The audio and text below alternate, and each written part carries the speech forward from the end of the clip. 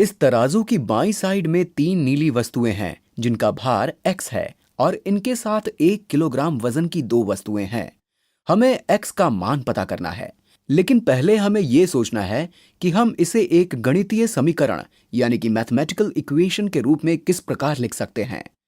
हमें ऐसा समीकरण लिखना है जो इस तराजू की बाईं साइड यानी कि लेफ्ट हैंड साइड और दाईं साइड यानी कि राइट हैंड साइड को प्रदर्शित करे। तो इस बारे में सोचने के लिए मैं आपको कुछ सेकंड का समय देता हूं। आइए देखें कि तराजू की बाईं साइड यानी कि लेफ्ट हैंड साइड में क्या है। यहां पर तीन वस्तुएं हैं जिनका भार x है, यानी कि हम कह सकते हैं कि यह 3x है और इनके साथ 1 किलोग्राम भार की दो वस्तुएं हैं, यानी कि हमें 3x में 2 को जोड़ना है। तो हम कह सकते हैं कि बाईं साइड यानी कि लेफ्ट हैंड साइड का कुल भार है 3x जमा 2। बाईं साइड यानी कि लेफ्ट हैंड साइड में तीन वस्तुएं हैं जिनका भार x है और दो वस्तुएं हैं जिनमें से प्रत्येक का भार 1 किलोग्राम है। इसलिए कुल भार 3x जमा 2 किलोग्राम है। और अब हमें पता करना है कि दाईं साइड यानी कि राइट हैंड साइड में क्या है। यहां पर ब्लॉक बने हुए हैं जिनमें से प्रत्येक का भार 1 किलोग्राम है और हमें केवल इन्हें गिनना है। 1, 2, 3, 4, 5, 6, 7, 8, 9, 10, 11, 12, 13, 14। तो कुल 14 ब्लॉक हैं। इसलिए दाईं साइड यानी कि राइट हैंड साइड का कुल भार है 14 किलोग्राम। और हम देख सकते हैं कि तराजू बराबर है, यानी कि इसकी कोई भी साइड ऊपर या नीचे नहीं है। इसलिए बाईं साइड में रखा हुआ कुल भार दाईं साइड में रखे गए कुल भार के बराबर होना चाहिए। इस तराजू की दोनों साइड संतुलित या बैलेंस्ड है, इसलिए हम यहां बराबर का चिन्ह लगा सकते हैं। और अब हमें सोचना है कि हम किस प्रकार बाईं साइड से 1 किलोग्राम की दोनों वस्तुएं या दोनों छोटे ब्लॉक हटा सकते हैं। इसके लिए हमें केवल 1 किलोग्राम के दो ब्लॉक को यहां से हटाना है। लेकिन ध्यान दीजिए कि दोनों ब्लॉक हटाने पर बाईं साइड हल्की हो जाएगी और ये ऊपर उठ जाएगी।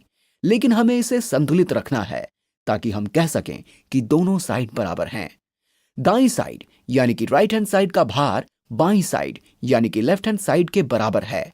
इसलिए अगर हम बाईं साइड से दो ब्लॉक हटाएंगे तो संतुलन यानी कि बैलेंस बनाए रखने के लिए हमें दाईं साइड से भी दो ब्लॉक हटाने होंगे। इसलिए हम बाईं साइड से दो ब्लॉक हटा लेते हैं और दाईं साइड से भी दो ब्लॉक हटा लेते हैं। अगर गणित की भाषा में कहा जाए तो हम प्रत्येक साइड से 2 किलोग्राम घटा रहे हैं। तो घटाने पर बाएं पक्ष में 3x जमा 2 घटा 2 हुए 3x और दाएं पक्ष में 14 घटा 2 हुए 12।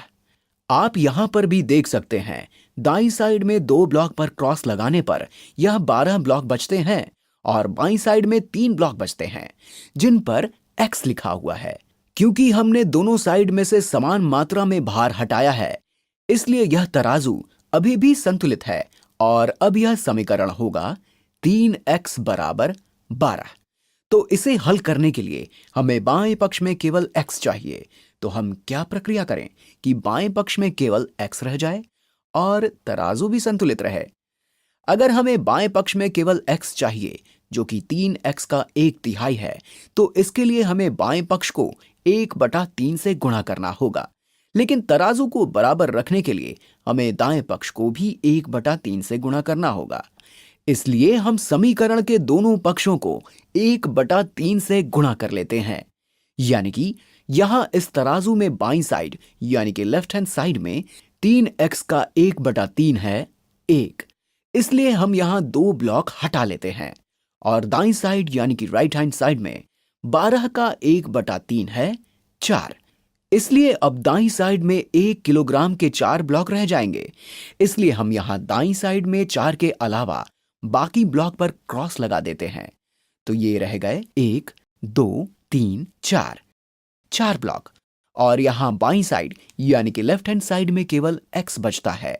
इसे छायांकित कर लेते हैं और यहां इस समीकरण को 1/3 से गुणा करने पर बायां पक्ष होगा 1/3 गुणा 3x यानी कि 3x/3। और 3x को 3 से विभाजित करने पर x बचता है और दायां पक्ष होगा 12 गुणा 1/3 यानी कि 12/3, जिसे हल करने पर 4 प्राप्त होता है। हमने दोनों साइड में समान प्रक्रिया की है, इसलिए यह तराजू अभी भी संतुलित है, यानी कि बाईं साइड के ब्लॉक का भार दाईं साइड के 4 ब्लॉक के बराबर है। इसलिए x का मान है 4 किलोग्राम।